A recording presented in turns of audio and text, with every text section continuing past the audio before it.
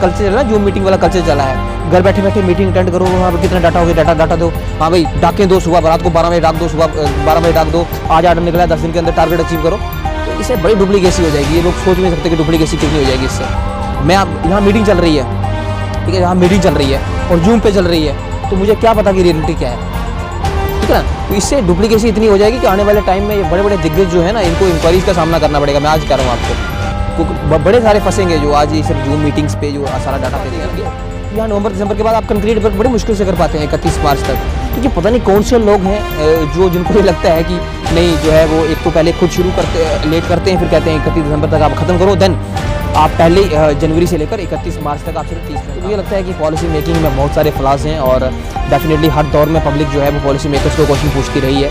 आज मैं इसलिए क्वेश्चन पूछ रहा हूँ क्योंकि जिन मुद्दों का आज मैं जिक्र कर रहा हूँ, youth policy, sports policy, recruitment policy, recruitment permanent करना टेम्परेरी मुलाजिम्स को, JKSSB, ये इशू मेरी हद से बाहर है। नमस्कार, मक्की टाइम्स में आपका स्वागत है। मैं हूं नागेंद्र जमवाल। इस समय मेरे साथ हैं DDC मेंबर पंचारी मोंगरी के, जिन्हें हम जिला पार्षद भी कहते हैं, जसवीर सिंह फिर से यहाँ पर हैं मेरे साथ। पहले भी आए थे आप। मैं ये जानना चाहता हूँ कि आपका जो ये इलाका है, इसे हम पिछड़ा हुआ इलाका मान लें? अब देखिए, हालात तो यही कहते हैं, दिल तो नहीं मानता लेकिन हालात यही कहते हैं और कोशिश जारी है हमारी इसको बदलने के लिए कि इसको पिछड़े हुए इलाके की जगह जो है हम इस तरीके से देखें कि लोग इसको ऐसे इलाकों में गिने जो विकास के लिहाज से तेज़ी से आगे भाग रहे हैं। जसवीर, एक चीज़ तो माननी होगी, जब से आप मेंबर बने हैं DDC के, लोगों को पता चला है कि ये इलाका भी एग्जिस्ट जो है ये करता है जम्मू प्रोविंस में। देखिए, इसका श्रेय भी लोगों को ही जाता है और मुझे लगता है कि इसका जो होल क्रेडिट है वो मेरे पंचायती लांदर मोंगरी लड्डा की जितनी मेरी 20 पंचायतें हैं, ये सारा क्रेडिट उन्हीं लोगों को जाता है, क्योंकि हर कोई ऐसे किसी को मौका नहीं देता। एक आम से घर से आने वाले लड़के को जिसके पास कोई सियासी अनुभव नहीं था और उसको पहली ही बार में जो है वो पलकों पे बिठा दिया, तो इसका क्रेडिट भी सारा मेरे लोगों को ही जाता है। अभी आपने कहा कि आपको पलकों पे बिठाया, अब जाहिर सी बात है जब पलकों पे बिठाया है लोगों ने, कई डिमांड्स, कई उम्मीद ना चाहते हुए भी वो आपसे रखते होंगे, क्योंकि आपको ज़मीनी स्तर से सब मालूम है कि किसके घर में क्या क्या प्रॉब्लम्स हैं और कैसे आपने सॉर्ट आउट करनी है। आपको तो पहले यही लगता होगा ना कि भाई जब लीडर बन गए हैं तो अब हो सकता है कि प्रशासन जो है झट से काम कर देगा। देखिए नगेंद्र जी, डेफिनेटली इसमें कोई दो राय नहीं है। पब्लिक रिप्रेजेंटेटिव की जिम्मेदारी भी रहती है कि वो लोगों की बात को सुने और फिर जो है उस मसले को हल करने की कोशिश करें। निश्चित तौर पर डेमोक्रेसी में हर जो लीडर होता है उसके पक्ष में सारे लोग नहीं होते और पक्ष और विपक्ष दोनों डेमोक्रेसी का हिस्सा है और मुझे लगता है कि हर लीडर को जो है वो ये फेस करना पड़ता है। लेकिन जब आप इलेक्ट होते हैं, चुन के आते हैं, यानी कि एक एरिया आपको चुन के भेजता है, चाहे वो फिर पंच हो, सरपंच हो, पार्षद हो, चाहे वो MLA हो, MP हो, तो डेफिनेटली उस लोगों के प्रति, उस इलाके के लोगों के प्रति उनकी जिम्मेदारी रहती है और मुझे लगता है कि साझी जिम्मेदारी होती है। कोई इससे फ़र्क नहीं पड़ता कि किसने आपको सपोर्ट किया है, किसने नहीं किया है, क्योंकि वो पब्लिक का अधिकार है। डेमोक्रेसी आप ये मानते हैं कि आपको वहाँ पर दबाने की कोशिश की जा रही है? देखिए, डेफिनेटली अब तो थोड़ा सा टाइम मुझे लगता है कि पिछले कुछ समय में सियासी हलचल थोड़ी सी तेज़ हुई है और इस सियासी हलचल के बीच, हालांकि ईमानदारी के साथ कहूँ तो मुझे समय नहीं मिल पाया है इस चीज़ का, क्योंकि लगातार पहले डिस्ट्रिक्ट एपेक्स 2021-22, फिर 2022-23 के लिए तैयारी करनी है, फिर कामों को ग्राउंड पे उतारना है, पेंडिंग पड़े प्रोजेक्ट्स के लिए जो है वो अमाउंट कहीं जो है वो उसका अरेंजमेंट करना है, दैन सारे इश्यूज़ को जो है एड्रेस करने की कोशिश करनी है। तो मैं तो विद इन कंस्टिट्यूंसी बहुत ज़्यादा बिजी हूँ, बट मुझे लगता है कि इसमें कोई दो राय नहीं है कि जो अन्य लीडर हैं जो अपना अभी सियासी भविष्य फिर से जो है वो संवारने में लगे हैं, कुछ ऐसे हैं जो शायद थोड़े से हाशिए पे चले गए थे और अब सियासी भविष्य फिर से तलाशने में लगे हैं, तो उन्होंने दौरा शुरू किया है मेरे क्षेत्र का और मुझे खुशी है कि वो आ रहे हैं, क्योंकि डेफिनेटली मैं चाहता हूं कि वो देखें।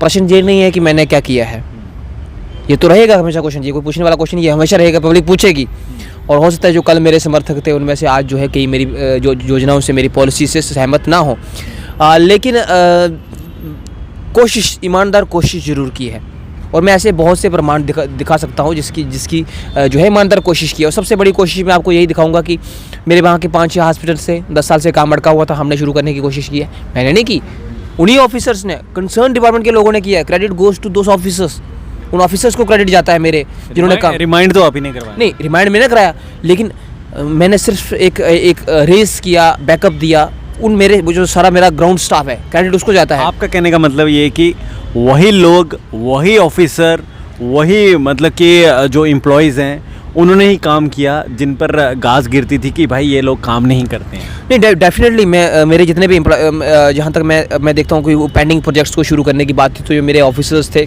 पिछले कुछ टाइम में मैंने उनके साथ मिलके काम किया है, तालमेल के साथ काम किया है, और मुझे लगता है कि उन्होंने बेहतर परफॉर्म किया है। कुछ सेक्टर्स में हम थोड़े से वीक हैं, उसमें हमने अच्छा करने की कोशिश की है, बट डेफिनेटली हमारी कोशिश अच्छी है। और जहाँ तक रही पॉलिटिक्स की बात, तो डेफिनेटली थोड़ी सी गर्मा गर्मी है, क्योंकि काफ़ी लीडर्स को ऐसा लग रहा है कि शायद संभावित चुनाव कभी भी जो है हो सकते हैं परिसीमन आयोग की रिपोर्ट आने के बाद। तो अब उन्होंने इलाके के दौरे शुरू किए हैं, बट मैं उनसे यही कहूँगा आपके माध्यम से कि अच्छी बात है, आप आइए, आपका स्वागत है।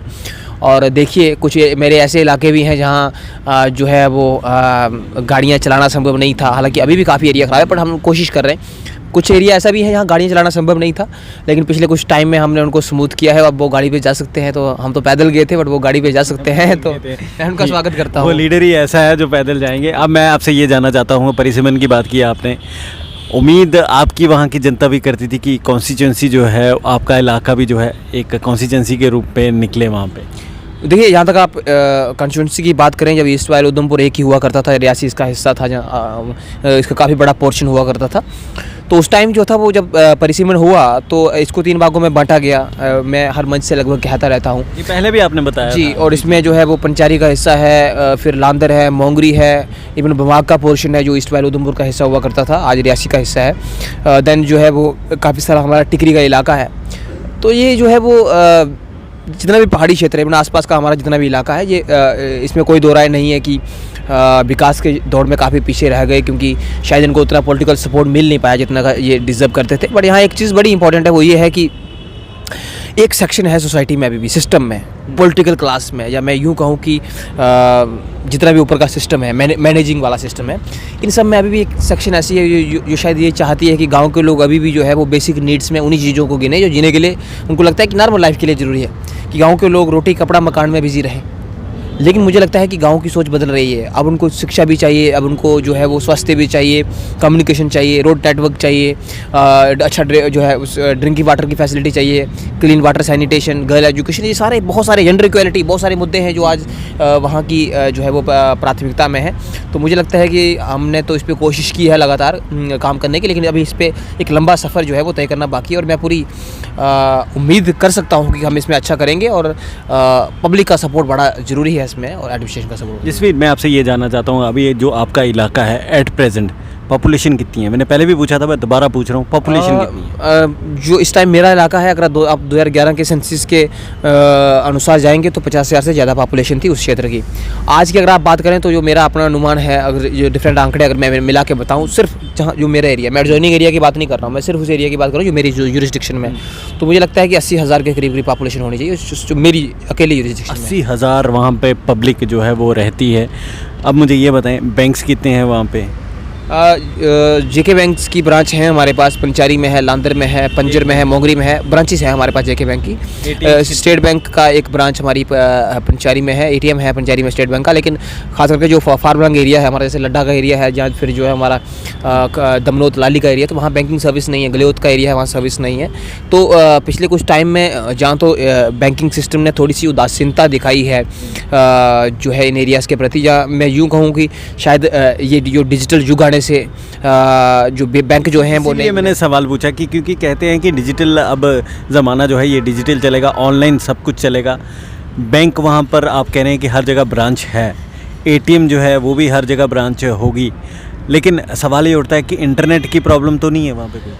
देखिए, मैं यही कहना चाहता हूँ आपसे, मैंने बार बार जब भी कंसर्न ऑफिसर से मिला था, मैंने यही जिक्र किया था कि खास करके हम JNK की सारी जो गवर्नमेंट वेलफेयर स्कीम्स की बात करें, जहाँ फिर जो जितना भी सारा गवर्नमेंट का कामकाज रहता है, तो मुझे लगता है कि वो सारा JNK बैंक के इर्द गिर्द घूमता है।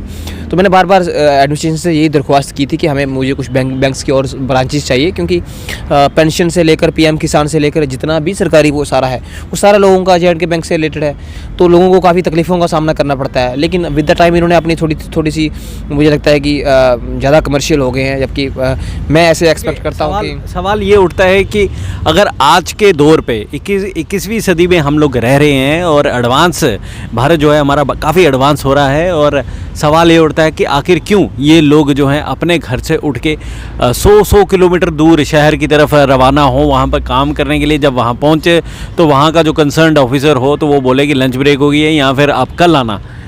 क्यों नहीं उनको वो ऐसी सुविधाएं घर पे मिलें, जिस तरह से पेंशन लेनी है या फिर कोई चीज़ उधार लेना है, बैंक से लोन लेना है, ये वहीं पे मिलनी चाहिए ना। देखिए नागेंद्र जी, डेफिनेटली मुझे लगता है कि कम से कम मैं बात कर रहा था बेसिक नीड्स की, जो गांव की डेवलपमेंट के लिए ज़रूरी है।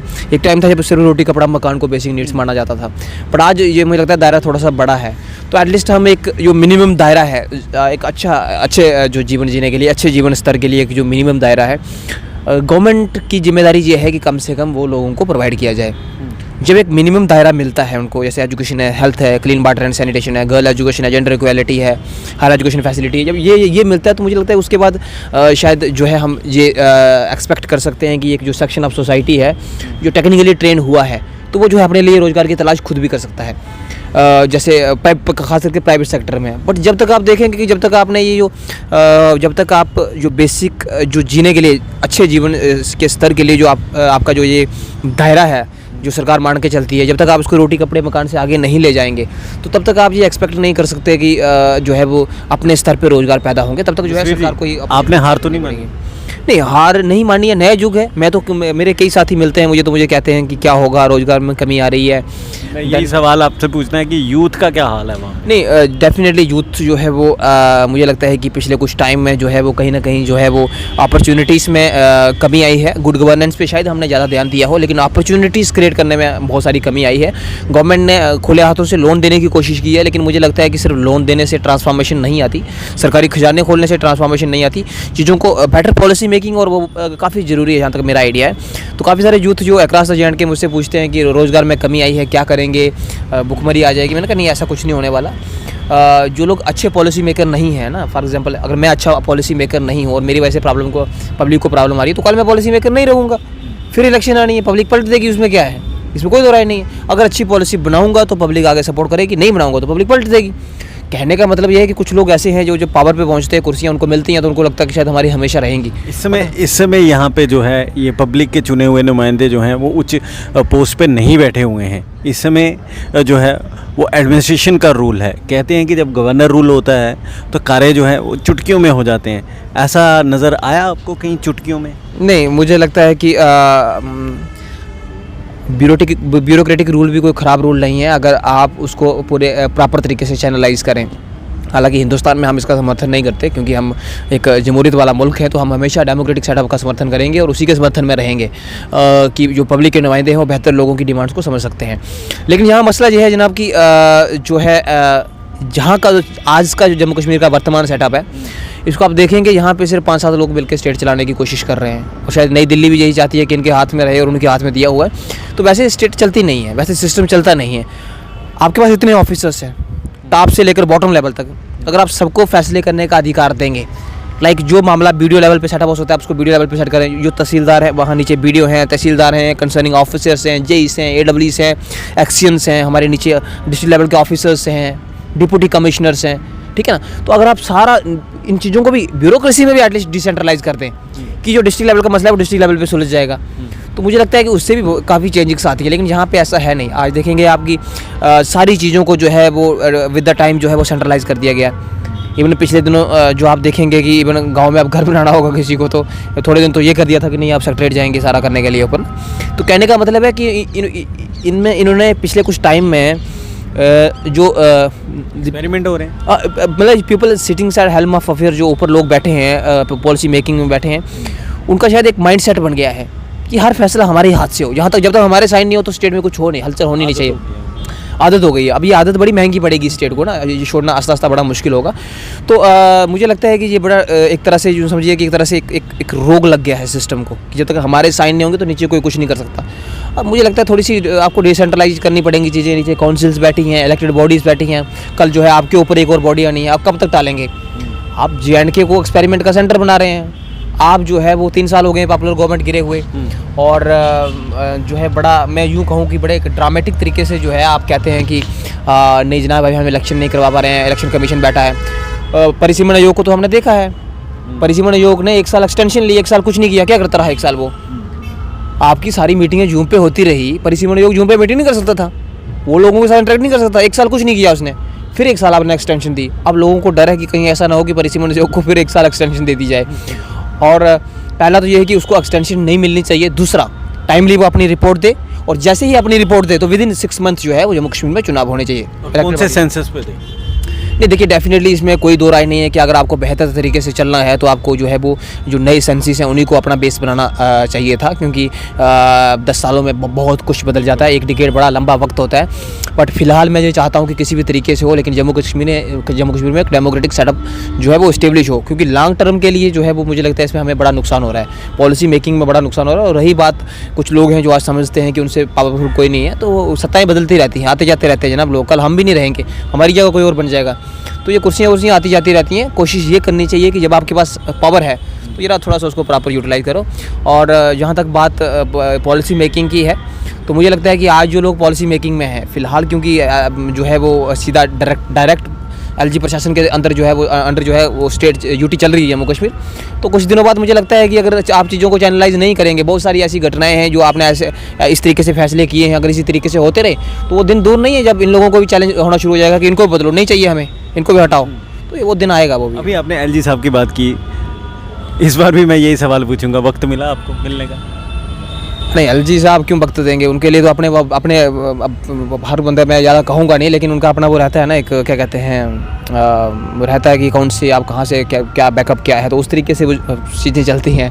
तो फिलहाल ऐसा क्या मतलब कि हो गया है कि आपको वक्त नहीं दे रहे हैं मिलने का? नहीं, हम वक्त करेंगे भी क्या, उनका वो रखें अपना वक्त अपने पास। बट मेरा ये है कि मैं ये चाहता हूँ कि वो स्टेट के लिए पॉलिसी अच्छी बनाए, मैं ये चाहता हूँ कि वो जो कमिटमेंट उन्होंने दिए थे, जो सिस्टम को दिया था, वो कमिटमेंट पूरी करें। वो जो जिन 50,000 नौकरियों की बात करके आपने 5 अगस्त को इसको जो है वो इसकी शेप को बदला, आप उन कमिटमेंट को पूरी करें।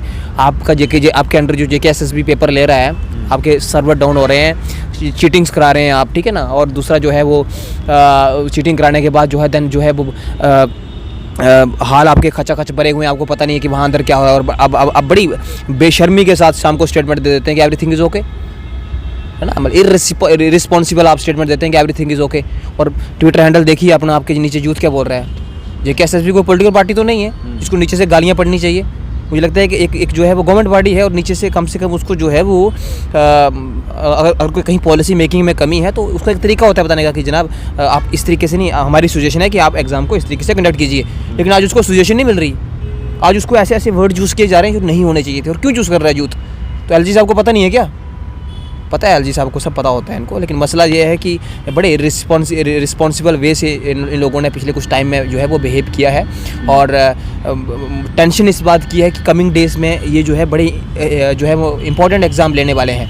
सब इंस्पेक्टर का एग्ज़ाम लेने वाले हैं 1200 पोस्टों के लिए, जो है वो जम्मू कश्मीर पुलिस के सब इंस्पेक्टर, और यही वो सब इंस्पेक्टर होंगे जिनके हाथ जो है वो जम्मू कश्मीर की जो है वो सिक्योरिटी होगी।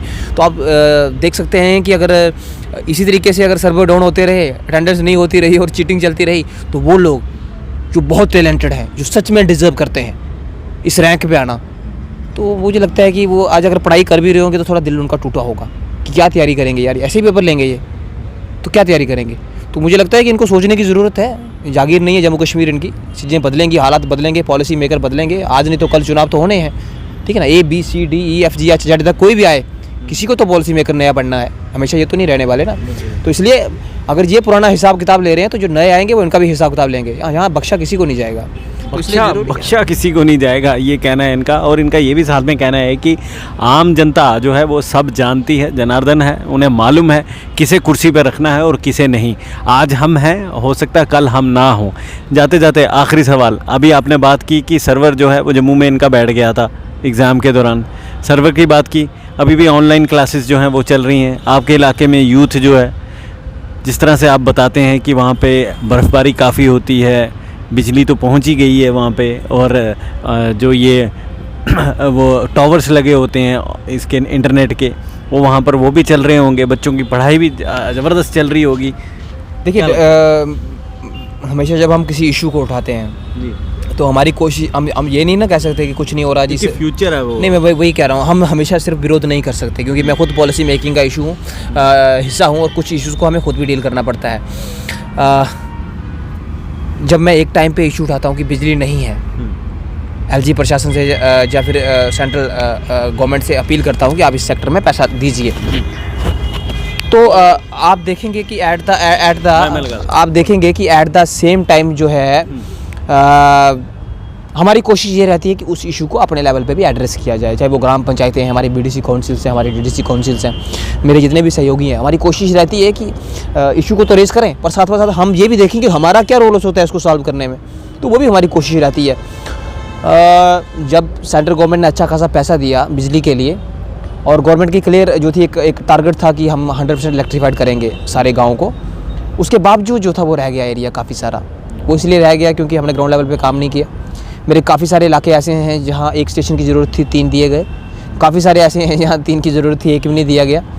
तो कुल मिला के कहने का मतलब ये है कि कहीं ना कहीं पॉलिसी मेकिंग में कमी रह गई। नेटवर्क आप बात कर रहे हैं, तो नेटवर्क तो जब पहले दिन आया था मैं तो उसी दिन चलाना शुरू हुआ था, और डेफिनेटली नेटवर्क टावर तो मैं लगा नहीं सकता, मैं इशू रेस कर सकता हूँ क्योंकि ये मेरे हद से बाहर का एरिया है। फिर जी सवाल ये उठता है कि बच्चे पढ़ेंगे कैसे? इन्होंने ऑफलाइन क्लासेस बंद की हुई हैं, ऑनलाइन क्लासेस पे जोर डाल रहे हैं कि यहाँ पर ये बीमारी जो है, ये घातक बीमारी जो है ये फैली हुई है। चलो ठीक है, वो बात मानते हैं इनकी, लेकिन ऑनलाइन क्लासेस कैसे बच्चे पढ़ेंगे? नहीं, ऑनलाइन देखिए रूरल एरियाज़ में ऑनलाइन क्लासेस पॉसिबल नहीं है। पहले तो आपको स्मार्टफोन चाहिए। सीधा साफ तौर पर बोल दें कि भाई जो रूरल एरिया के बच्चे हैं वो पढ़े ही नहीं, ये तो यही चाहते हैं, क्योंकि आप देखें कि ऑनलाइन क्लासेस के लिए पहली ज़रूरत क्या है आपकी? स्मार्टफोन, फिर उसको चार्ज करना है, फिर उसको चलाने के लिए नेटवर्क चाहिए।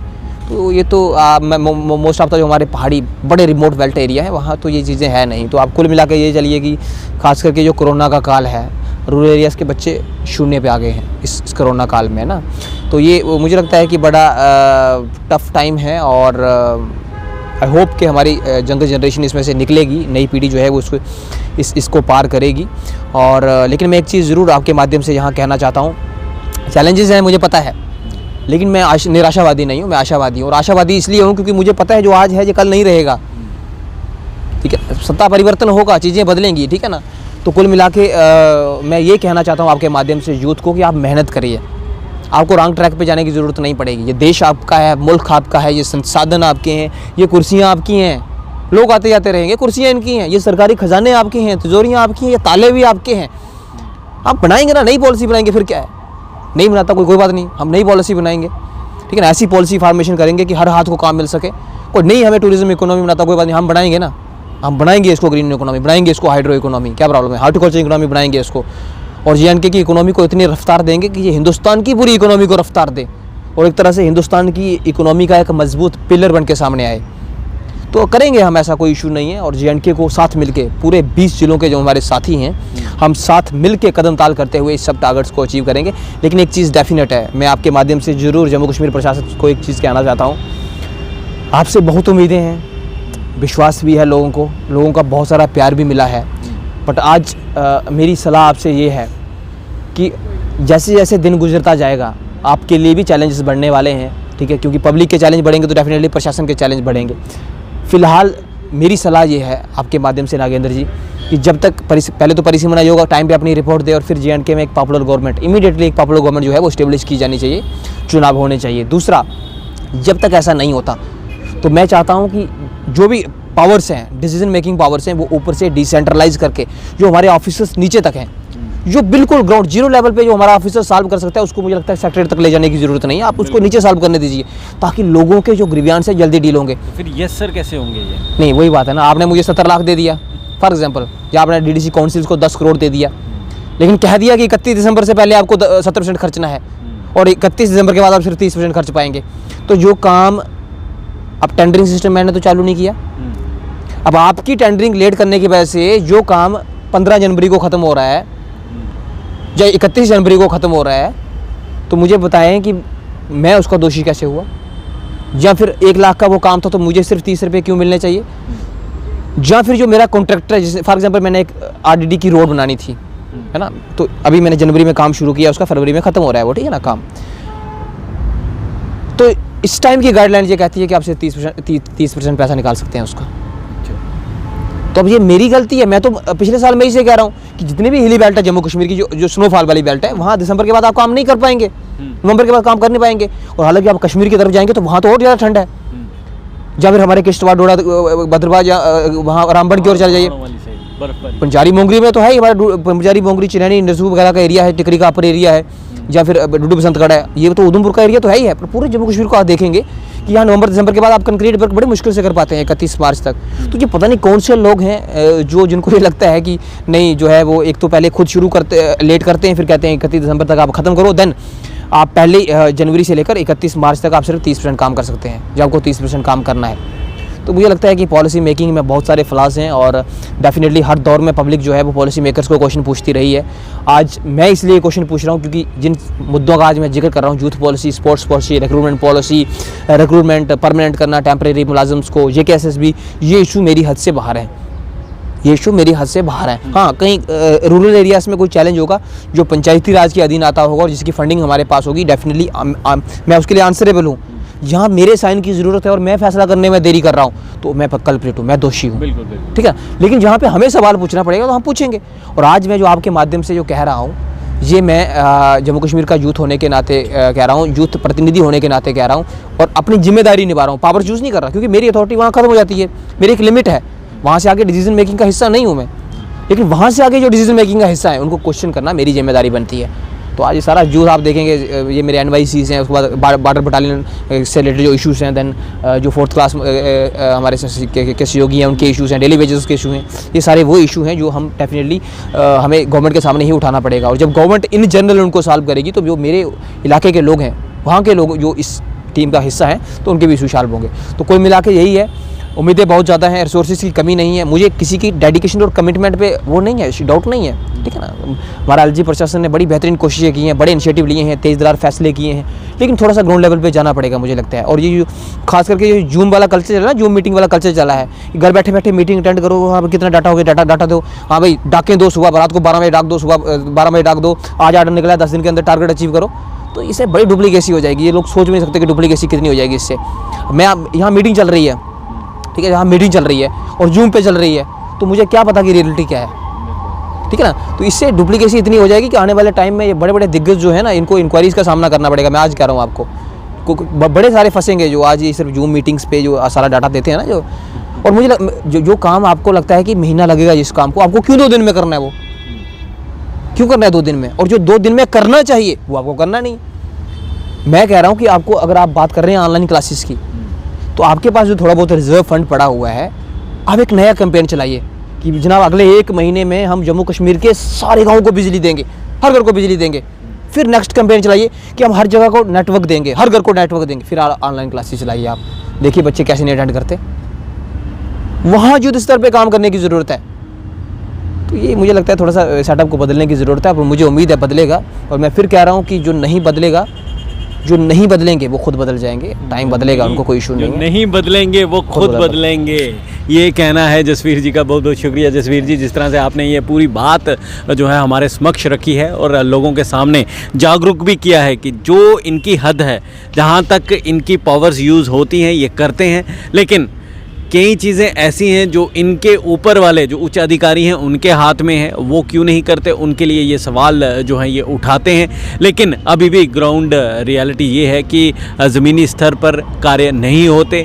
कई ऐसे कार्य हैं जिन्हें वक्त लगता है करने में, लेकिन उनके लिए प्रेशर किया जाता है कि आप 2 दिन में ख़त्म करें, और जो चीज़ें 2 दिन में ख़त्म होती हैं उन्हें करने के लिए लंबा समय जो है वो लगा दिया जाता है। और जिस तरह से जूम मीटिंग के लिए भी इन्होंने काफ़ी कुछ कहा है, वो आप लोगों ने सुन ही लिया है। और इनका ये भी कहना है कि हर एक चीज़, कोई भी चीज़ जो है वो परमानेंट नहीं रहती, आने वाले वक्त में हर एक चीज़ जो है वो बदल जाती है। कुर्सियां जो हैं वहीं रहेंगी, लेकिन चेहरे, उस पर बैठने वाले लोग जो हैं वो बदलते रहेंगे। फिलहाल मुझे यानी नगेंद्र जमवाल को इस समय आप यहाँ से दीजिए इजाज़त, लेकिन जाने से पहले गुजारिश यही करूँगा, जो कुछ इन्होंने कहा यूथ हैं ये जम्मू कश्मीर के, उस पर गौर फरमाइएगा। शुक्रिया।